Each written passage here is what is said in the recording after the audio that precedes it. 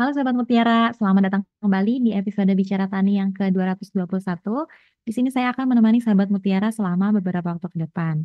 Tapi sebelum kita bincang-bincang hari ini, jangan lupa untuk klik tombol like, subscribe, dan nyalakan notifikasi channel NPK Mutiara TV supaya Sahabat Mutiara nggak ketinggalan update video ke depannya. Sahabat Mutiara juga bisa cek akun media sosial kami lainnya yang ada di description box di bawah. Nah, episode kali ini kita akan berbincang untuk membahas budidaya melon dalam greenhouse yang saat ini lumayan banyak petani nih yang tertarik dengan seputar greenhouse. Mungkin sahabat Tiara adalah salah satunya. Jadi pas banget kali ini kita undang narasumber yaitu Pak Nuharto yang akan eh, kita tanya-tanya nih seputar budidaya greenhouse, budidaya melon dalam greenhouse. Oke, langsung saja kita panggilkan narasumber hari ini. Halo Pak. Halo, Halo, kedengaran halo, ya Pak suaranya? ya beneran. Oke Pak, lagi di mana Pak? Ini lagi di kebun, ini di Oh, lagi di kebun. gudang. Oke Pak, Bapak nanti rencananya kita akan ada dua sesi. Pertama kita ngobrol-ngobrol biasa nih, terus nanti ada rehat sejenak dan dilanjut sesi dua untuk tanya jawab. Begitu Oke, Pak. ya siap. Oke, boleh nih Pak untuk awalan. Bisa nggak Bapak perkenalan diri dulu nih supaya sahabat Mutiara juga tahu nih Bapak ini siapa? Oke, Assalamualaikum warahmatullahi wabarakatuh. Selamat Hmm. sore, sahabat Mutiara. Sebelumnya saya ucapkan terima kasih atas kesempatan yang diberikan pada saya secara pribadi dan teman-teman petani di lingkup binaan saya. Saya ucapkan terima kasih. Perkenalkan, nama saya Nuwarto, akrab dipanggil Penuh. eh, Aktivitas sehari-hari sebagai petani melon di Kabupaten Lamongan, Jawa Timur. Hmm, oke. Jadi Untuk dipanggilnya apa Pak Benu nih? ya biasanya teman-teman tuh manggilnya Pak Penuh. Oke. Iya, jadi Ya, ini Bapak adalah petani melon. ya betul. Oh iya, oke. Petani melon di greenhouse. Ya sekarang di greenhouse, cuman awalnya dulu saya bertani sejak 2016. Hmm, Prosesnya boleh deh Pak diceritakan nih awal ya mulainya bagaimana? Hmm. awalnya bertani padi, kemudian Ya. seiring perjalanan kita pikir-pikir kita cari komoditas yang ada nilai ekonominya tinggi dan agak cepat Hmm, lah. Kemudian ketemu ya, melon. Itu pun kita masih di lahan terbuka. Melon ya. dan seiring berjalan waktu, Melon dan ya semangka. cuman seiring berjalan waktu kita pikir melon itu lebih secara ekonomi lebih menjanjikan daripada semangka dan Unggul. lahannya juga lebih Oh, minim, bisa di lahan yang tidak terlalu lebar tapi dengan kapasitas yang agak banyak bisa kalau semangka kan butuh lahan yang lebih lebar. Kemudian sampai oh ya. 2000 ya itu kita baru mendirikan greenhouse. Itu pun Hmm, kita hmm. mandiri, belum banyak koneksi, belum banyak bicara tentang bagaimana untuk mengembangkan melon di greenhouse itu belum banyak. Nah, Hmm, kebetulan 2019-nya kalau nggak salah, saya ikut hmm. pelatihan di mana Jawa Tengah, Purwokerto atau mana ya itu Ya. dengan Mutiara kok kalau nggak salah itu kok. Oh ya. Ya, kalau nggak Ini salah. ini bahas mengenai melon dalam greenhouse, Pak. Iya, Hmm, hmm. waktu itu saya belajarnya dari sana kemudian malah ada semangat untuk mengembangkan itu karena kita nambah pengetahuan sampai akhirnya sampai sekarang jalan dan ketemulah beberapa varietas yang hari ini lebih unggul itu yang sedang dicari pasar. Oh iya. Jadi sekarang Bapak itu statusnya itu berbudidaya full di melon saat ini Ya, ya. sudah ketemu nyaman di melon. Mm. Oh ya. Terus kenapa Pak dari awal tuh memilihnya setelah dari padi nih Ya, berpindah ke melon tuh alasannya kenapa? Apa memang di sana bagus untuk melon atau bagaimana? Kenapa nggak yang lain gitu? satu memang kondisi kita di lapangan.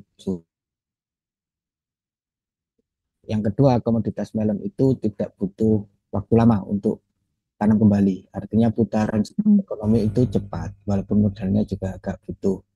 Cuman hitung-hitungan kita sebagai pemuda yang ingin menjadikan pertanian itu sebagai pekerjaan kan hitung-hitungannya harus jelas.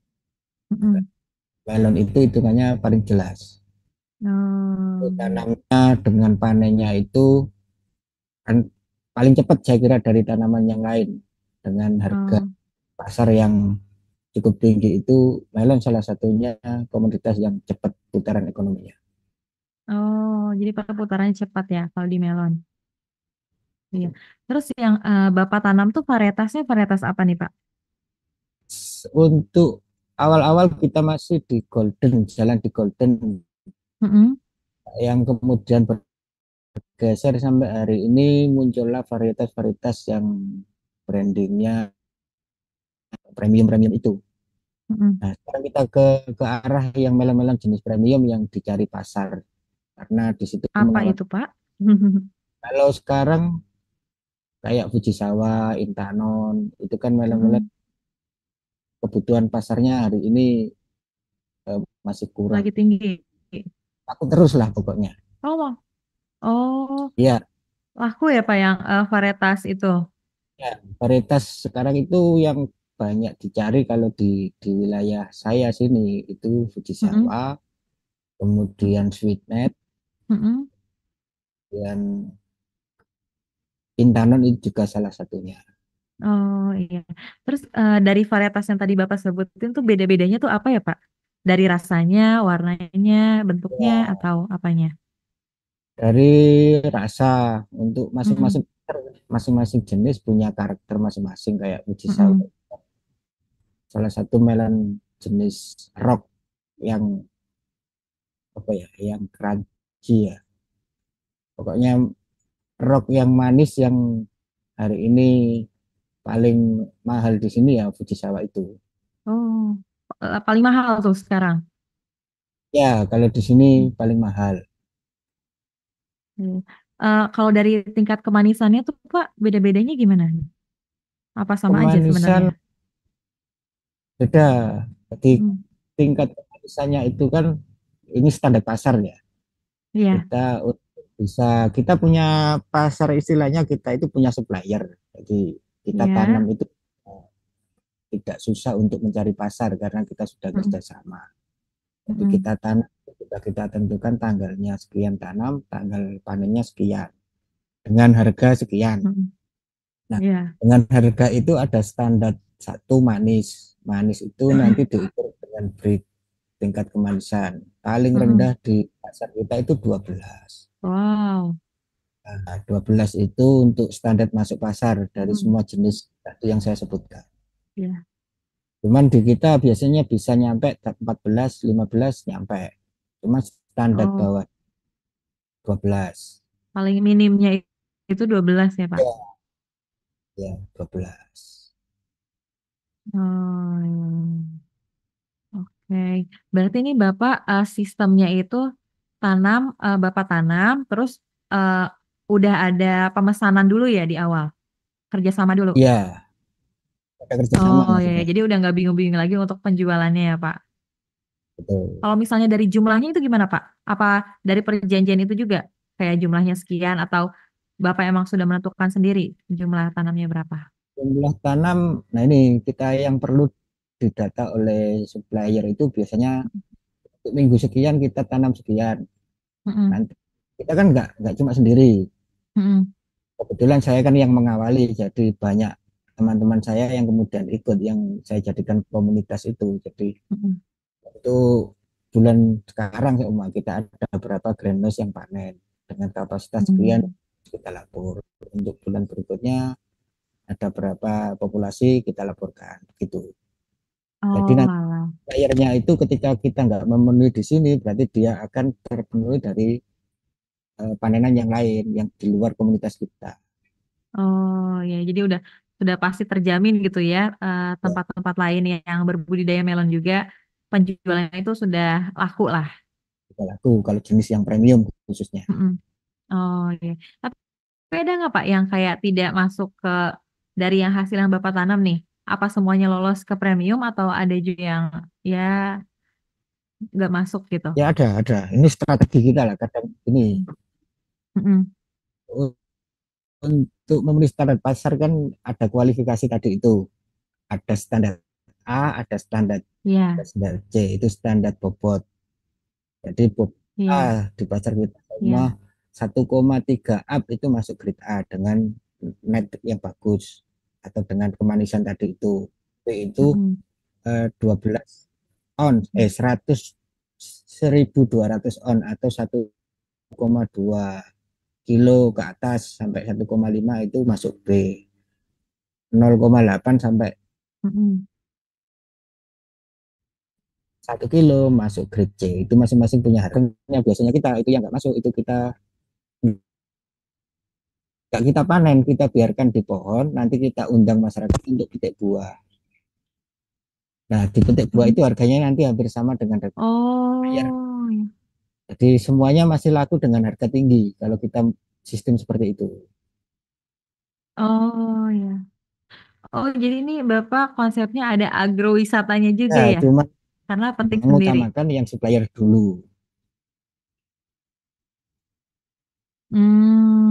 Jadi untuk sisa-sisa yang Ya, tadi tidak lolos spek premiumnya itu dijadikan untuk agrowisatanya.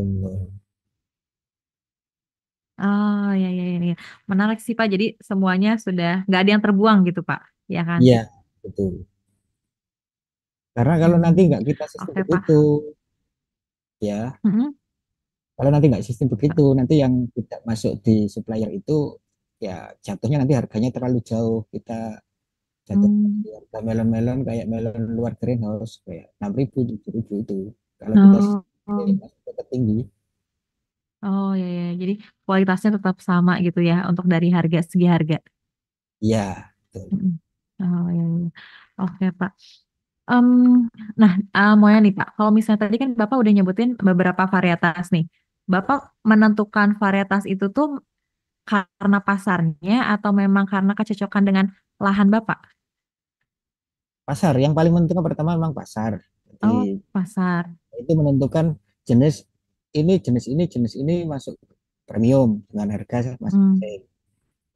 Itu ya. dan kita petani itu memilih yang paling cocok di lahannya atau yang paling cocok dengan Oh, ya, ya.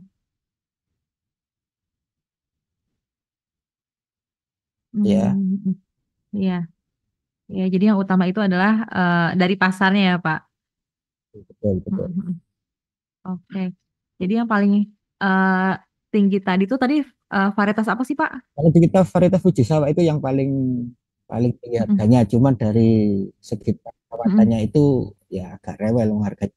Ya, Paling susah. agak rewel soalnya harganya kan juga mahal.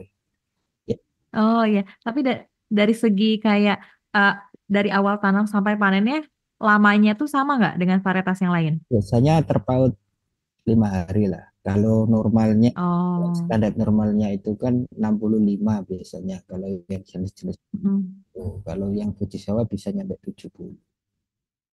Oh jadi kira-kira kalau melon tuh memang eh, 6 bulan berarti 2 bulan lebih ya, 2 bulan plus. Ya, kalau di kita Oh, sistemnya 3 bulan harus sudah tanam lagi. oh 3 bulan. Oke, oke, oke. Nah, ini Bapak tanamnya tuh di dataran tinggi atau rendah? Rendah kita, cuman di Rendah. Oh, DPL. memang kalau melon tuh memang cocoknya di dataran rendah atau gimana Pak? Ya, melon paling cocok di dataran rendah. Kalau dataran Mm-mm, tinggi bisa umurnya agak panjang. mm-mm. Makanya dataran Oh, rendah itu untuk bentuk manisnya juga paling mudah daripada. oh paling mudah. Oh iya, iya. Boleh dong Pak di-share nih. Ini kan Bapak termasuknya ahli nih Pak budidaya melon di greenhouse. Gimana nih Pak persiapan lahannya sampai bisa panen tuh? awal mulanya seperti apa?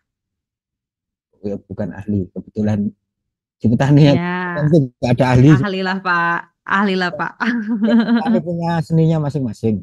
Iya, berarti ini eh, ala Pak Bendu nih. Ya, Iya, ala Bapak. saya ya standar standar umumnya budidaya kalau di greenhouse dengan sistem soil atau tanah ya pertama memang kita kuati diolah lahan itu.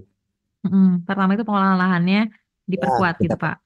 diperkuat di pupuk dasar lah. Jadi itu Mm, kan untuk bekal makan mulai tanam sampai akhir kan mm. harus harus kita siapkan selain nanti di Pondasinya nih Pak. ya, Ya. selain nanti di pupuk susulnya. Pakai apa tuh Pak pupuk dasarnya? Pupuk dasarnya standar kita kotoran ternak kayak sapi, kayak kambing itu yang sudah terfermentasi Mm-mm. itu wajib gitu kalau saya. Yang kedua, Ya. tambah lagi dengan terigu dan asam umat biasanya. Itu yang paling Mm-mm. pokok. Ya. Nah, pupuk dasarnya tambahan untuk pupuknya nanti kita biasanya pakai Mutiara 16 itu. Mm-mm. Kalau dari dosisnya itu berapa Pak? Kalau dosis kita nggak menentu lihat musim ya. Kadang Mm-mm. kalau musim-musim begini per berapa itu 1.000 tanaman kita cuma kasih 10 kilo kalau di kita. Musim ini tuh musim hujan Pak. Ya, Mm-mm. kita kasih Saat musim hujan. perkiraan 10 kilo untuk mutiaranya. Mm-mm. Kalau nggak hujan, memang biasanya berapa Pak? Kita kita agak kurangi biasanya Dikurangi. panah. Ya naik turunnya di angka itulah. Mm-mm. Untuk pupuk dasar nih Pak yang pertama. Yang kedua nanti Mm. setelah tanam pupuk-pupuk susulannya kita standar ini standar pakai standar apa NPK Mutiara yang di tabel itu ya kita udah ada dikit lah. Oh ya, ada program Ya itu pemupukannya Pak. kita pakai kemudian kita udah ada dikit lah melihat kondisi tanaman. Menyesuaikan kondisi. Ya, Ya, apa tuh Pak selanjutnya setelah pupuk lanjut. dasar tadi? Pakai pupuk apa? Ini yang kita pakai dua sistem ya di sini ya. Yang Mm-mm. pertama tadi itu kita pakai itu tadi. Yang kedua untuk lanjutannya kita pakai pupuk ini, pupuk akademik biasanya Mm-mm. untuk yang cuman kalau di saya. Nah, Mm-mm. ini mungkin dari petani yang lain karena di saya kan untuk sistem irigasi tetesnya kan pakai yang itu drip yang kecil itu sehingga untuk pemupukannya saya pakai drip irigasi yang netes itu. Mm-mm. Saya pakai eh, akademik sehingga di situ tidak ada kemungkinan untuk buntu di irigasinya Oke. itu. Nah, pupuk Mm-mm. pupuk yang kita pakai itu ya melihat kondisi dan umur tanaman untuk dosisnya. Rata-rata Oke. kita 3 sampai 5 hari sekali biasanya pemupukan. 3 sampai 5 hari sekali. Ya, Rutin ya Pak itu sampai akhir. ya, ya standarnya rutin. Cuman kadang ada waktu tertentu kondisi tanaman tidak butuh dipupuk juga ada. Mm-mm. Karena waktu hujan-hujan atau mendung terlalu lama kayak sekarang ini kan lagi Mm-mm. ekstrim mendungnya. Ya, Kadang kita kita kurangi lah untuk dosis-dosis pemupukan itu. oke. Itu yang tadi pertama nih Pak sistemnya. Metode yang pertama.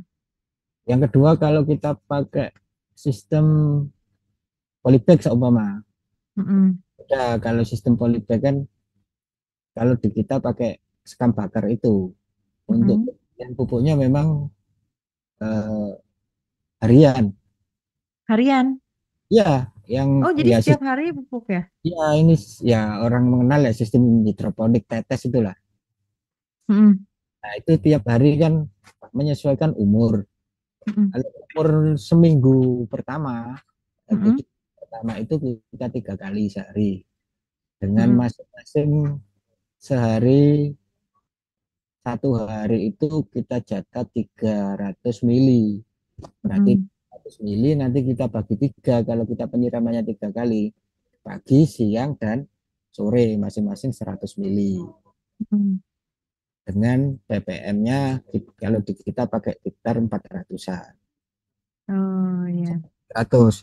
Kemudian minggu kedua kita naikkan lagi untuk baik untuk Mm-mm. durasinya maupun dosisnya. Jadi minggu kedua itu kita pakai 4 kali penyiraman dalam sehari. Untuk BBM-nya kita naikkan 100. Kemudian minggu ketiga naik lagi 5 kali. Nah itu seterusnya. Oh, jadi semakin minggu semakin naik. Iya, sampai Tap, nanti umur 55 mulai turun lagi. Karena di situ melon sudah besar, mm-mm. nunggu manis dan nunggu panen itu biasanya untuk dosis dan durasinya kita kurangi. Oh ya, tadi kan Bapak bilang kalau yang sistem yang ini tuh per minggunya ya semakin naik, tapi itu di pembukuannya adalah setiap hari ya, Pak. Setiap hari, betul. Setiap hari Hmm. bisa jadi setiap jam itu kalau sudah umur tertentu. Oh ya, berarti memang harus diperhatikan Cuman secara ada, ini ya, Pak, ya ada alat kontrolnya. detail. Oh, ada alat kontrolnya. Kita sudah pakai timer walaupun kita grandness-nya sederhana, cuman Mm-mm. untuk sistem irigasinya kita sudah pakai timer sehingga tidak perlu kita harus colak-colok pompa. Oh, iya iya iya Kita iya iya. nyala sendiri, tinggal kita pantau-pantau saja. Oh ya, itu sangat membantu ya, Pak. Jadi lebih ringan nih pekerjaannya Ya, ya di situ merawat kita budidaya. keunggulan petani-petani muda kita berkomunitas itu salah satunya di situ kita bisa sharing hal-hal semacam itu. Cara-caranya gitu ya, Pak, tips-tipsnya. Iya, iya. Oke, Pak. Itu berarti eh, dengan dua sistem yang berbeda ya, Pak, tadi. Udah, ada lagi sistem Mm-mm. yang satu ini Apa tuh, yang Pak? ini yang hidroponik yang Mm-mm. NFT kita pakai paralon-paralon itu juga ada. Iya, gimana tuh, Pak? Ya pada dasarnya ini sama dengan hidroponik sayur itulah, cuman kita main Ya. kan beda di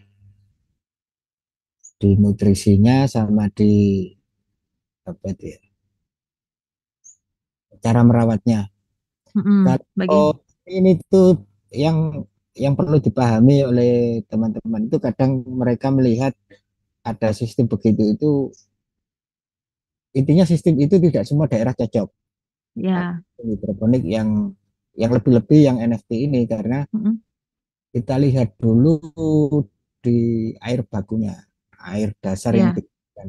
Ketika air bakunya terlalu tinggi, artinya di situ Mm-mm. banyak mineral yang bisa jadi itu mengganggu pertumbuhan tanaman. Mm-mm. Nah, standar bakunya biasanya di kita itu kalau 200 ke bawah itu yang masih layak, Mm-mm. layak untuk dijadikan bahwa di situ itu bisa dengan sistem itu. Mm-mm. Kalau 200 ke atas itu sudah agak butuh butuh alat lagi kayak alat-alat suling, alat-alat untuk memperbaiki kualitas airnya. Oh.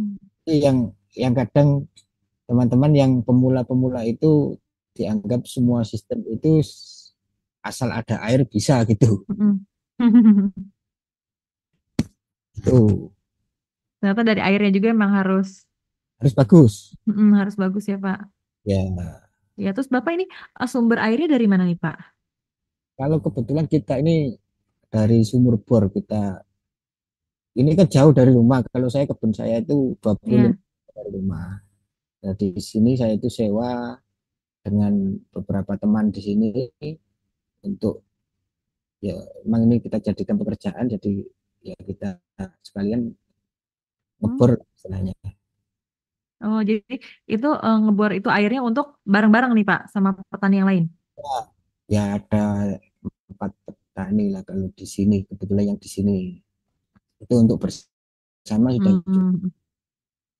Oh, cukup. Jadi untuk pengairan air tuh bagus dan pas lah untuk ini ya berbudidaya melon di greenhouse ini. Ya. Kalau di sini kebetulan Iya, iya, iya. untuk nya yang agak kurang sehingga kita masih Apa Pak? belajar. Sorry. Untuk yang sistem tadi, yang hidroponik, yang NFT tadi, yang pakai selang-selang Mm-mm. nah, itu Iya, sini belum iya. nemu strategi untuk mensiasati kualitas airnya, masih kurang bagus. Oh, iya, iya, iya. Jadi masih tantangan nih Pak buat Bapak biar Ya, mengembangkannya lagi. eh, Oh, iya, iya. Oke, Bapak. Nah, tadi kan Bapak sempat bilang sebelumnya tuh Bapak bukan yang di greenhouse nih, masih yang konvensional biasa ya? ya, Iya, Bapak sebelumnya kan sebelum greenhouse ini berarti Bapak yang konvensional biasa ya? Ya, ya. Iya. Nah, apa sih Pak bedanya setelah Bapak coba yang konvensional dan pindah nih beralih, bedanya apa nih Pak dari yang sebelumnya dan sekarang? Ini bedanya cukup cukup signifikan sebenarnya Oh ya? ketika kita budidaya indoor sama Mm, istilahnya, kalau di istilah kita, kalau di indoor kan kayak sekarang ini di greenhouse, mm, keunggulannya satu, untuk mensiasati cuaca ini.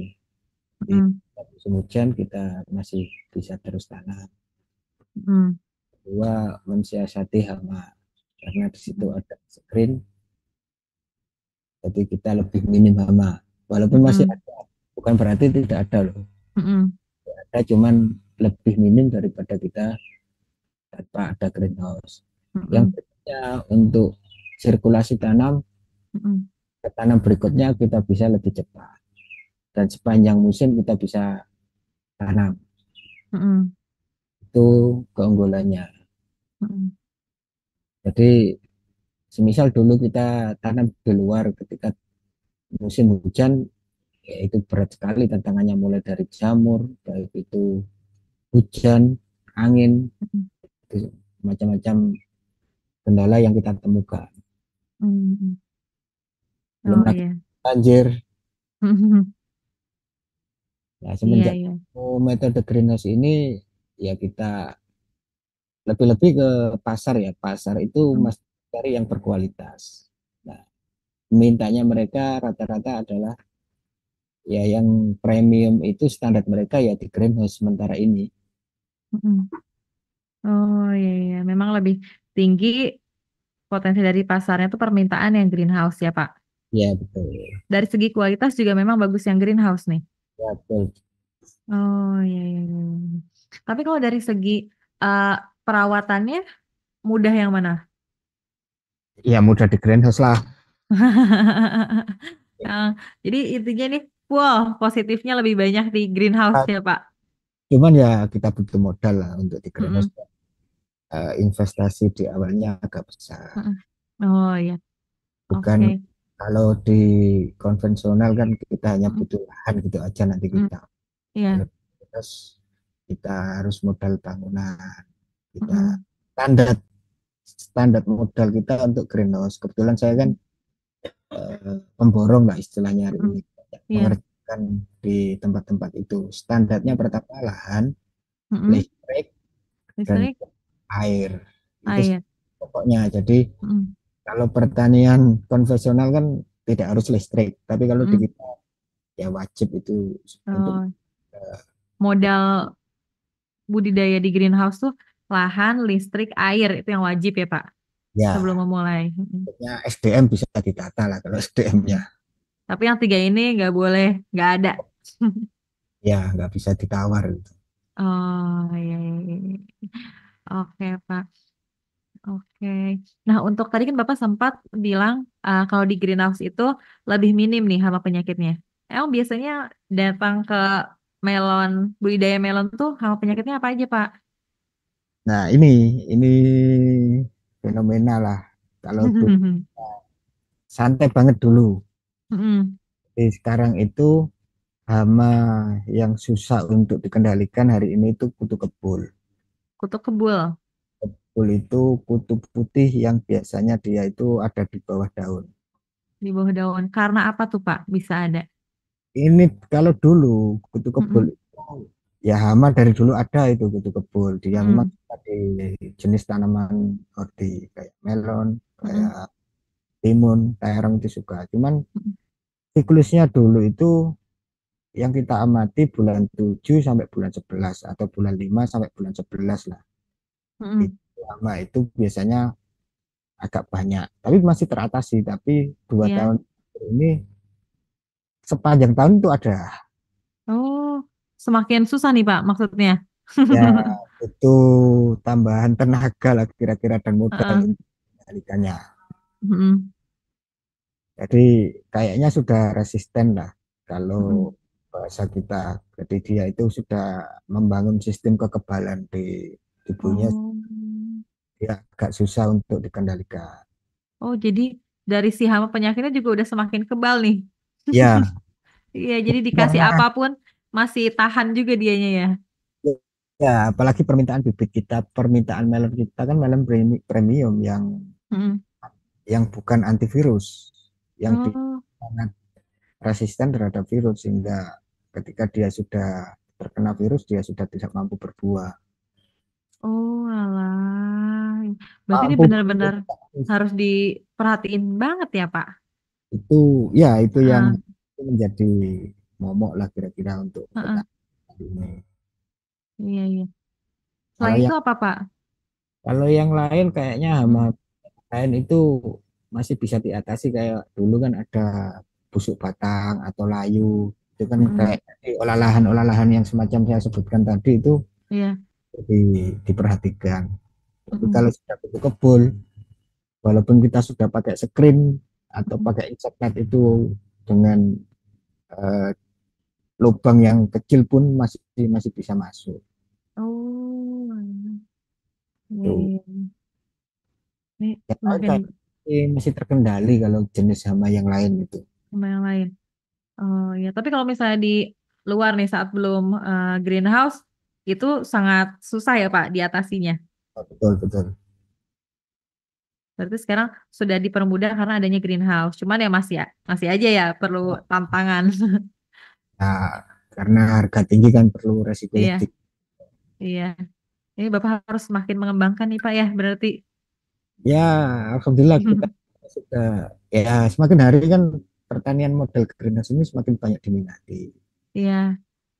Kita juga semakin banyak teman Mm-mm. ya, mudah terutama untuk Mm-mm. komunitas petani yang baru-baru dengan teman-teman yang muda itu kayaknya lebih mudah ketika kita bicara dengan ada nilai bisnis yang menjanjikan. Oh iya. Iya nih Pak, saya dengar-dengar Bapak juga selain berbudidaya, Bapak juga aktif membangun komunitas ini ya Pak. Apa nih Ya, Pak? Membangun komunitas apa nih Pak? ini ya awalnya kita hanya berkomunitas bagi teman-teman yang ingin tahu tentang dunia pertanian. Tapi Mm-mm. mereka menjadi pelaku sekarang. Saya sudah ada sekitar 12 orang lah yang semuanya bertani melon dengan sistem greenhouse ini. Oh, ini belajarnya dari Bapak nih, Ya, dibimbing oleh belum, Bapak. belum lagi yang kayak Mm-mm. desa memanfaatkan lahan-lahan desa milik desa itu Mm-mm. juga mulai banyak. Oh, jadi ada kayak proyek-proyek di lahan-lahan desa tuh sama Bapak nih dibimbing Ya, juga. karena kita langsung kita kasih ke pemasarannya sehingga orang kan tidak perlu berpikir ketika panen mau jual kemana sudah tidak perlu. Oh iya yang tadi Bapak bilang udah ada kerja sama gitu ya Pak. Oh, jadi orang mau mulai tanam juga nggak khawatir dengan penjualannya ya Pak. Oh iya. Terus yang biasanya Bapak maksudnya komunitas ini tuh untuk sharing-sharing tentang belajar pertanian greenhouse gitu Pak, atau khusus di melonnya aja? Eh, banyak sih sebenarnya, cuman lebih Mm-mm. fokus di melon sebenarnya di greenhouse Mm-mm. melon. Jadi kita ada beberapa level untuk level sekolah kan kita ada kayak tiap Mm-mm. tahun kita kerjasama dengan sekolah untuk apa magang. Jadi di sini itu tempat Oh ya. magang Oh, sekolah-sekolah tempat magang. ya selama 3 bulan itu magang di sini sampai panen. Cuman Mm-mm. pulang pergi maksudnya entah Mm-mm. 3 atau 4 hari sekali terjadwal mereka ke sini mulai tanam sampai Mm-mm. panen itu harus ada pengamatan. Mm-mm. Jadi nanti sampai akhir sampai laporan akhirnya sampai harus berbentuk produk yang diekspokan di sekolahnya. Oh ya. Jadi dari edukasinya ini mantap sekali ya Pak. Ya, ada Iya. teman-teman dari kampus juga banyak yang Mm-mm. skripsi kayak penelitian-penelitian itu juga Oh, di tempat Bapak juga nih. ya kan mesti ada. Makanya itu banyak eh, apa itu sertifikat-sertifikat itu ditinggal Wah, banyak mereka-mereka. banget tuh Pak. Iya, Oh iya, saya dengar juga Bapak sebenarnya emang basicnya tuh pendidikan ya Pak. iya dulu. Oh iya, jadi tapi tiba-tiba beralih ke Ya. pertanian nih, berbudidaya pertanian. Cuman tetap basic pendidikannya Nah, ini melekat ya Pak. kita geser ke lapangan lah. Kalau dulu di sekolah ini kita pemberdayaan di sawah lah. Mm-mm. Iya, iya, iya, iya. Yang berarti yang datang ke Bapak tuh anak-anak muda nih, Pak. Berarti Iya, semua semuanya. rata anak muda. Oh, iya, iya. Kalau misalnya, tapi semua kalangan memang bisa atau khusus anak muda nih, Pak? Semua kalangan bisa sebenarnya. Cuman Mm-mm. kita punya target ya karena untuk memberikan kemudahan budidaya dengan teknologi kan rata-rata yang muda yang cepat nangkep. Mm, mm, mm, Kalau mm. untuk merubah Iya. yang tua itu ya bisa, cuman terlalu lama. Kalau yang muda kan kita hitung-hitungan bisnis umpama itu kan lebih lebih cepat lebih cepat untuk nangkapnya. Kemudian belum lagi kita jelaskan tentang teknologinya. Kalau yang Mm. tua itu rata-rata mau nggak mau ya yang mereka tahu dari dulu itu yang mereka masih pakai. Oh, iya, iya. Tapi sebenarnya ini untuk Bapak bimbingnya tuh untuk semua kalangan, cuman khusus Eh, nih banyaknya di kalangan muda ya, Pak. ya, Makin benar. banyak nih Pak berarti anak-anak muda yang terjun ke pertanian. Ya, alhamdulillah sini banyak mulai mulai banyak tumbuh di sini. Oh, iya, iya, iya, iya. Oke, oke. Oke deh Pak kalau gitu. Berarti semuanya ini tuh berdasarkan apa nih Pak? Yang mau datang ke Bapak apa Bapak memang sudah ada kerjasama atau memang yang orang baru pun bisa datang nih? Bisa, pada dasarnya kita Mm, ini kok nggak membuka untuk semua kalangan. mm, Ini loh, untuk mengajak bertani mm, itu mm. susah. Apalagi kalau kemudian kita bicara untuk kesini aja pakai bayar. Iya. Oh, kita mau kesini itu aja udah syukur-syukur, Mm, udah alhamdulillah mau sharing ke sini mau ngomong tentang pertanian. mm, Hari ini siapa pemuda yang mau bicara tentang tani? mm, Kan nggak ada, hampir mm, hampir nggak ada. Ya mungkin akhir-akhir inilah semenjak adanya makan siang gratis, semuanya mulai-mulai melirik bicara tentang pertanian. Tapi beberapa waktu yang lalu kayaknya minim sekali anak-anak muda itu mirip bicara sekali ya. tentang pertanian. Mm, Makanya di sini itu kalau kita tanya bayar berapa itu ya wes bayar apa kita sini malah fasilitas ini itu saya kasih oh, memang Bapak fasilitasi untuk sharing-sharing ini ya pertaniannya. tempat kalau semisal ada kayak ini kan ada anak Mm, kuliah yang jauh rumahnya Lampung cuma iya. cuma kuliahnya di lokal sini ini tempat tidurnya Mm. juga sudah setahun di kita kita fasilitasi tempat untuk tidur baik Oh, kebutuhan ih sehari Bapak Bapak ini kita benar-benar fasilitasi fasilitasi semuanya nih Pak. kita kan butuh teman soalnya. Iya. Iya, iya. Berarti udah berapa nih Pak yang join ke ini komunitas Bapak ini? Kalau yang join sudah nggak terhitung, cuman yang hari ini sudah Mm. tereksekusi sampai membuat greenhouse itu ada belasan lah, sudah belasan. Kalau yang Oh, yang luar ini untuk sekedar tanya diskusi belajar. Mm. atau saya diundang ke komunitasnya itu banyak. Mm. Oh, sudah sangat banyak. Cuman ya ke eksekusi dan punya greenhouse sendiri itu ada belasan nih Pak sekarang. Ya, Oh, iya, iya, iya. Oke, oke Pak kalau gitu. Nah, oh ya Pak mau nanya. Eh ini kan Bapak tadi tanamnya tuh khusus yang premium. ya. Nah, dari saat panen sampai bisa ke pasar dengan kualitas yang sama nih, gimana nih Pak? Ada tipsnya atau bagaimana? Siapa tahu kan saat panen nih sampai di tangan setelah panen tuh sampai di tangan pembeli itu masih kualitas yang Ya, sama itu tadi yang bagusnya. pertama memang memastikan bibit. Makanya beberapa varietas premium itu juga banyak sebenarnya. Cuman kita harus memperhatikan hal-hal semacam itu tadi. Kayak beberapa waktu Mm-mm, yang lalu kita pernah tanam jenis yang lain. Jadi di sini dites dengan alatnya itu sudah memenuhi standar. mm. Tapi ternyata setelah kita kirimnya kan ke Jakarta. Iya, Di sana kena komplain kemanisannya menurun. iya. Nah, itu kan ternyata di situ ada masalah dengan bibit. Mm-mm, Yang pertama memang kualitas bibit itu harus harus jelas. mm-mm, Yang kedua memang perawatan dari eh, perawatan mulai lebih-lebih di akhir sebenarnya di mm-mm, 10 hari terakhir itu ketika proses pemanisan buah itu mm-mm. ya kadar airnya sudah mulai diturunkan. Kayak jenis-jenis eh, biji sawah tadi, Mm.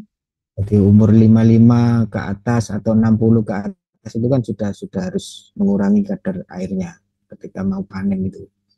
Oh, iya. Jadi di situ ada apa ya, Fujisawa itu kan salah satu melon, rock melon ya, melon yang Mm. ada apa ya, ada netnya, ada jaringnya. Iya, Nah, itu kan harga itu kan salah satunya ditentukan dari situ. Ketika iya. jaringnya bagus, dia juga dianggap kualitasnya bagus. Nah, Mm-mm.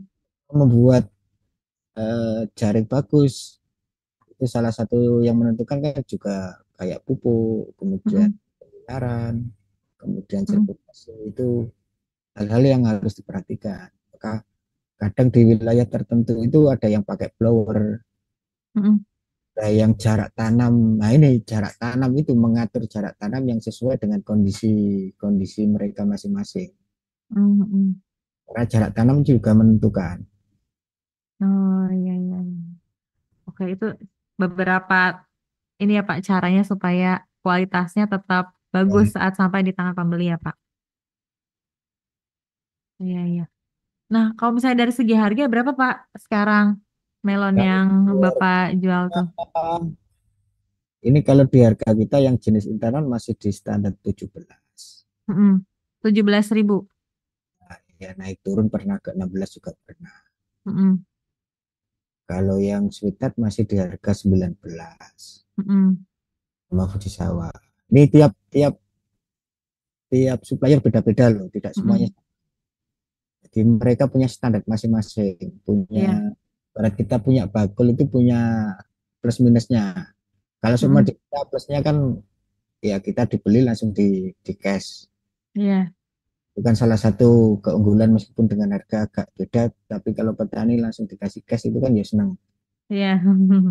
Mereka tidak kepikiran ini, kadang kadang ada yang dibeli kemudian kita harus tempo, ketika Mm-mm. tempo ada komplain diturunkan harganya. Itu kan Mm. kita nggak suka yang kayak begitu. Mm-mm. Di petani itu lebih baik harganya agak di, ya nggak muluk-muluk, tapi ya setelah barang diangkut ya langsung kasih uang. Oh iya, nggak usah ada nego-nego lagi ya. Nah, itu nanti kalau dibawa nanti sudah nyampe tempat nanti manisnya menurun, nanti busuk, nah itu sudah dibebankan lagi ke petani, kan kita kan ya kasihan. Iya, padahal nggak tahu kan Pak proses dari pengangkutan ke sananya bagaimana ya Ya Pak.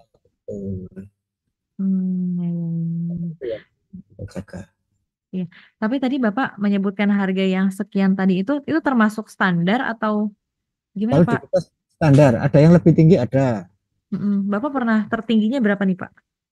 Kalau di kita standarnya ya itu pernah di angka 22. Mm-mm. Di teman yang lain ada yang 25, ada yang sampai 30, macam-macam itu. Oh iya, iya, iya. Itu Itu masing-masing pasar punya ini, punya jaringan dan standar harga kayaknya. beda-beda ya. Nggak ada HPP kayak kayak gabah, nggak ada. Oh iya, iya. Terendah nih Pak, pernah berapa? Rendah pernah, kalau jenis premium yang internal ini pernah nyampe cuma 15. Oh 15. Itu Iya, masih, iya. bagi petani masih untung lah. Iya, iya. Itu terendah Bapak ya Pak, 15. Nah tapi kan tadi Bapak bilang saat di awal tuh udah ada perjanjian yang belinya dan udah penentuan harga ya Pak. Ya, Ya, itu Bapak menentukan harganya tuh bagaimana Pak? menentukan harganya kita ngikut. Iya, Ini kan saya itu bukan di posisi di suppliernya ya, saya itu iya. tidak ada kayak teman-teman itu ya langsung ini pembelinya, nanti transaksinya langsung dengan suppliernya. Saya hanya memberikan jalan lah istilahnya, cuman semuanya kita bangun atas nama komunitas, jadi Mm-mm. saling. Cuman untuk harga itu kita nggak ada istilah, nggak ada kontrak hitam di atas putih. Mm-mm. Nah, kita sudah saling percaya. Mm-mm. Ketika kita turun ya kita ngikut turun. Cuman turunnya kan nggak pernah sampai segitu. Mm-mm. Kita tahu kalau harga turun itu tidak cuma di kita, kita pantau di yang lain ternyata juga iya.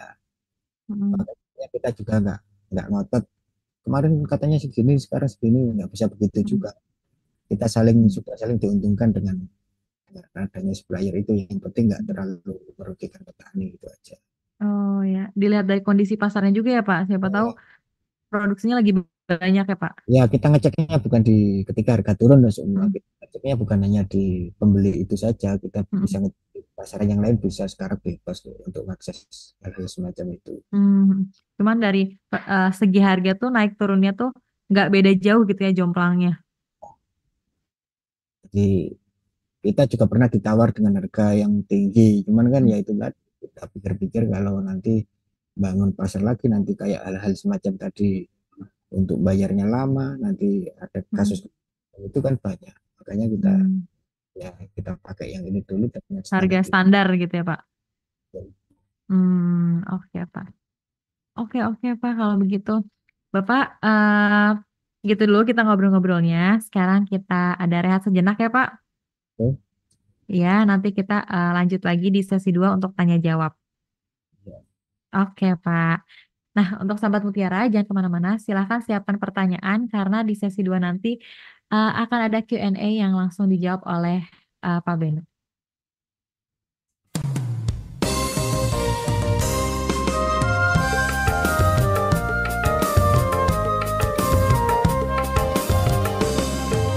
Berbagi dulu.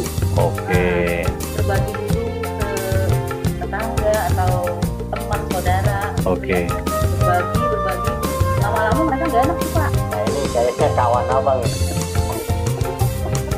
Mau tua.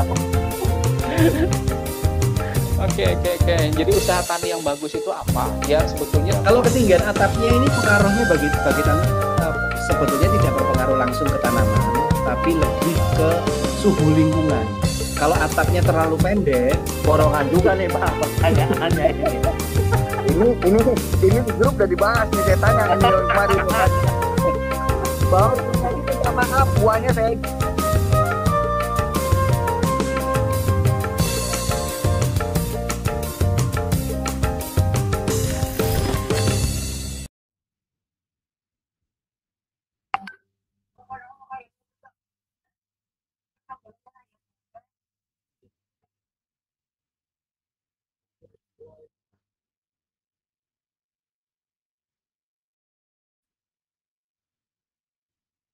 Halo Pak.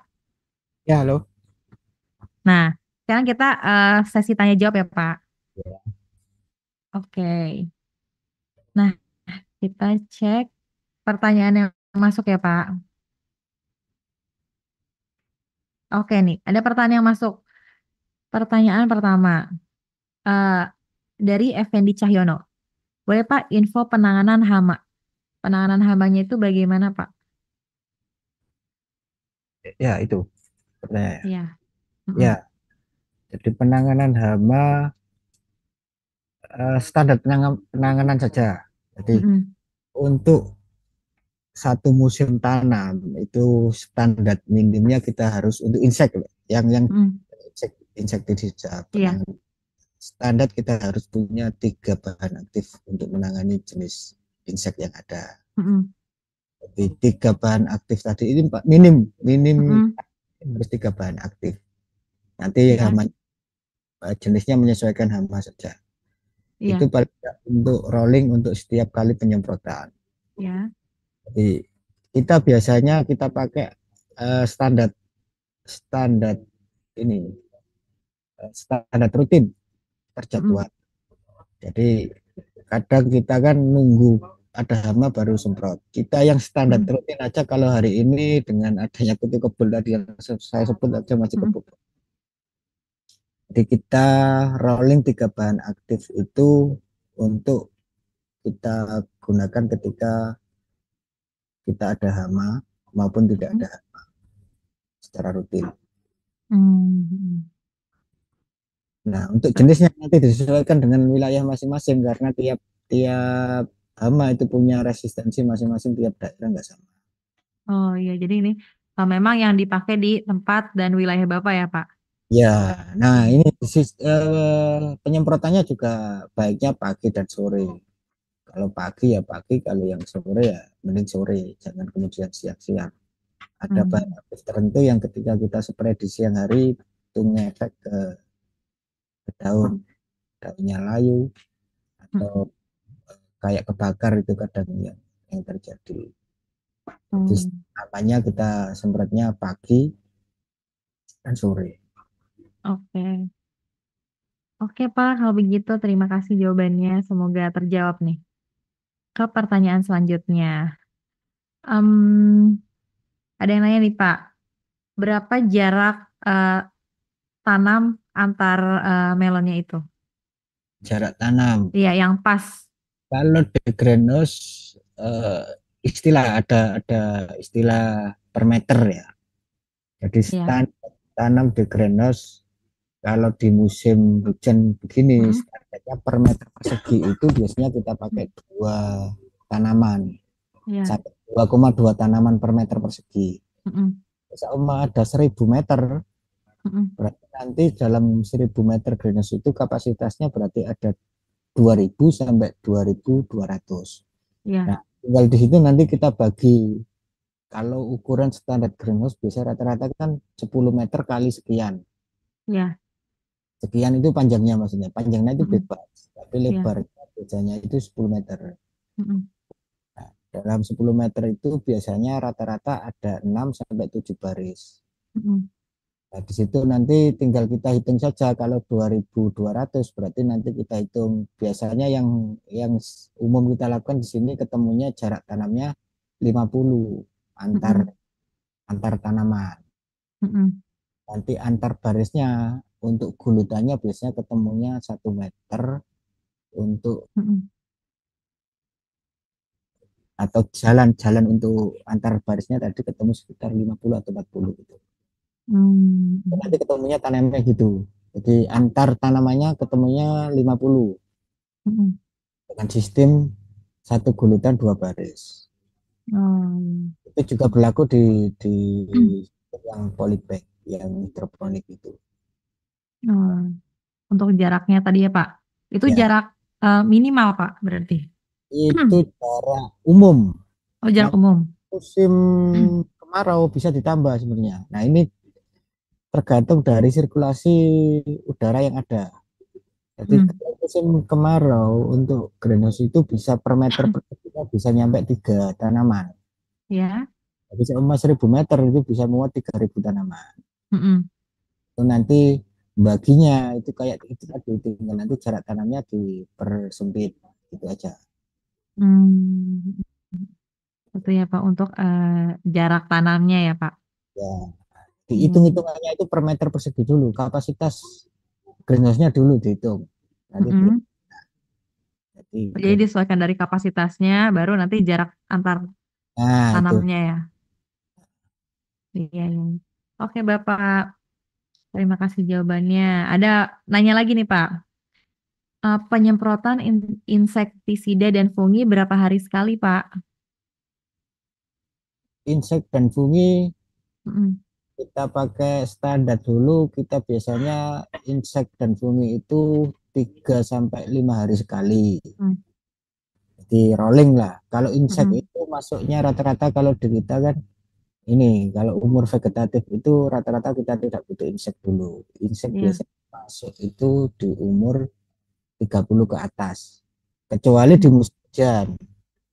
Di musim Iya. hujan biasanya kelembapan tinggi jadi umur-umur 20, 25 kita sudah masuk dan itu lebih rutin biasanya kalau di musim hujan. Lebih-lebih Mm. yang pinggir, yang tepi jaring. Ini petani greenhouse itu kadang yang sering mengabaikan, termasuk saya biasanya. Mm. Yang tepi itu biasanya kan kena angin. Air itu kalau kena angin kan ada kabut-kabut yang kena daun. Nah Mm. itu yang tepi itu rusak duluan karena dia kena air hujan. Oh, iya. Itu yang prioritas untuk di-spray kalau musim hujan yaitu yang tepi itu. Kalau kita mau aman sih ya setiap sekali habis hujan ya baiknya kita semprot. Tapi kalau enggak Hmm. ya 2-3 hari sekali enggak. Oh, jadi dua sampai 3 hari sekali atau saat itu terjadi ya, Pak? Di budidaya melon itu kan enggak ada Mm. toan pastinya karena semua Mm. itu kita lakukan kan kita melihat kondisi tanaman. Iya. Jadi semisal hama kemarin semprot sekarang kok masih ada Iya. ya kita semprot lagi Jadi tergantung ini ya Pak, kondisinya juga. Satu hama kalau sudah nyerang satu tanaman kan sudah jelas hitungannya. Ah ya, Karena iya mesti iya. kalau yang kutu kebul tadi ketika dia sudah menggigit satu tanaman, pasti dia Mm-mm, akan virus. Nah kalau sudah terkena virus itu mm-mm. cabut kalau kita. Oh iya, iya. Oh jadi berarti kalau misalnya sudah terkena tuh nggak bisa diobati ya Pak, memang harus dipangkas. Kalau jenis yang premium nggak Mm-mm. bisa. Bisa pun Oh iya. buahnya tidak manis atau rusak, pecah-pecah. Oh iya, iya. Jadi memang kualitasnya nggak akan premium ya jadinya. Oh, Iya, iya, iya. Oke Pak. Oke Bapak, terima kasih jawabannya Pak. Terakhir nih Pak, saya mau nanya, ini cara meningkatkan BRICS-nya tuh bagaimana Pak? Apakah dari pupuknya atau dari apanya tuh perawatan? ya kalau perawatan masih standar. Yang pertama yang mempengaruhi break yang pertama memang dari jenis varietas. Mm-mm. Ya. Varietas kalau memang varietasnya sudah bagus ya Mm-mm. tidak begitu sulit dengan standar perawatan yang sudah ditetapkan masing-masing petani itu pasti Ya. sudah. Mm-mm. Yang kedua memang dari pupuk. Mm-mm. Nah, pupuk biasanya untuk ngangkat tingkat kemanisan kalau di kita biasanya umur 50 ke atas. Kalau Mm-mm. misal panen 70 berarti umur 50 itu kan sudah berhenti atau sudah berkurang untuk proses pembesaran buahnya. Ya. Kalau sudah berkurang berarti kita target di 50 ke atas itu proses pemanisan. Mm-mm. Di situ biasanya kita pakai pupuk SOP itu. Mm-mm. Pupuk SOP itu untuk menaikkan BRICS Pak. Brix. Kalau Mm-mm. nggak SOP ya kalau SOP kemudian kita kadang kita rolling dengan asam amino. Mm-mm. Kalau SOP dosisnya biasanya satu tangki itu 2 sampai 3 sendok. Oh, Kita 2 spray di sampai 3. daun. Ada juga Iya. yang nanti kita tambah di kocor pupuk kocornya di tanahnya juga kita pakai SOP. Mm-mm. Oh iya, iya. Itu berarti pakai SOP untuk meningkatkan BRICS-nya. Ya, Oke Bapak, terima kasih atas jawabannya. Bapak kebetulan kita dibatasi oleh waktu nih Pak. Kita sudahi nih sesi tanya jawab kali ini. Karena semuanya sudah terjawab juga ya Pak.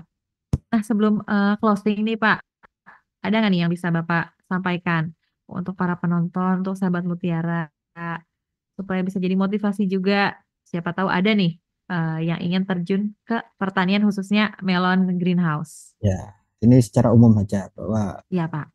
pertanian hari ini semakin kesini kan semakin menarik sebenarnya karena di situ Ya. komoditas pangan itu komoditas yang hampir setiap sepanjang tahun itu dibutuhkan. Ya. Tinggal cara kita untuk mengelolanya. Hari ini tersedia teknologi yang berbagai macam itu, kita tinggal contoh lah. Kalau di kita tinggal contoh karena kita ada keterbatasan-keterbatasan. Kalau kita mengacanya hanya kayak di Jepang kayak gitu, kayaknya kejauhan. Kita manfaatkan saja apa yang ada karena teknologi itu tidak perlu hal-hal yang besar. Hal-hal kecil kalau kita maksimalkan pun itu pun teknologi. Jadi untuk teman-teman yang mau bergabung di pertanian, ya kayaknya ini titik awal yang cukup bagus dengan pemerintahan yang hari ini mendorong kuat sekali di program ketahanan pangan itu. Artinya ada potensi yang cukup besar di sana. Ya, sekian. Oke. Oke Bapak, terima kasih banyak ya Pak atas jawaban dan sharing-sharing hari ini. Mudah-mudahan bisa jadi inspirasi dan bisa bermanfaat juga. Oke. Nah, baik. Cukup sekian episode Bicara Tadi ke-221. Terima kasih juga untuk sahabat Mutiara yang sudah bertanya dan menyimak sampai akhir. Silahkan share video ini, juga like, komen, dan subscribe channel MPK Mutiara TV. Sampai jumpa lagi di episode selanjutnya. Wah, wah, wah. Hasil panennya memang luar biasa melimpah ruah. Pakai mantra apa sih, Bu? Oh, Bukan mantra, Pak. Saya pakai pupuk Mutiara. Sanggup membuat tanah menjadi subur. Berkat Harus ada yang pupuk dikembalikan. termasyur. Include dong, Bang. Include yang namanya orang petik buah, yang panen, yang jaga malam. Apalagi yang olahan saya gitu. diragukan. mutiara, janganlah kau lupa. Ilmunya dapat, tapi kebanyakan. Karena ilmunya terlalu banyak, Ingin hasil panen melimpah, pupuk Akhirnya nggak mutiara panen juga. memberikan Jadi kalau kenyataan. saya Yang ya, jelas, pupuk kayak mutiara Pak kini tadi. formulanya lebih maju dengan kadar pilihan 16, Oke, 16, berarti, 16, 15, 15, 15, saya 15, 9, 20, lihat dari- 13, 13, 24, 9, 25, 25, dan lain-lain. Pupuk ini Bagaimana cocok untuk cara tanaman merawat hortikultura, apa? pangan, dan perkebunan. Ingat, pupuk mutiara Apa? berlambang burung dari PT Merauke tetap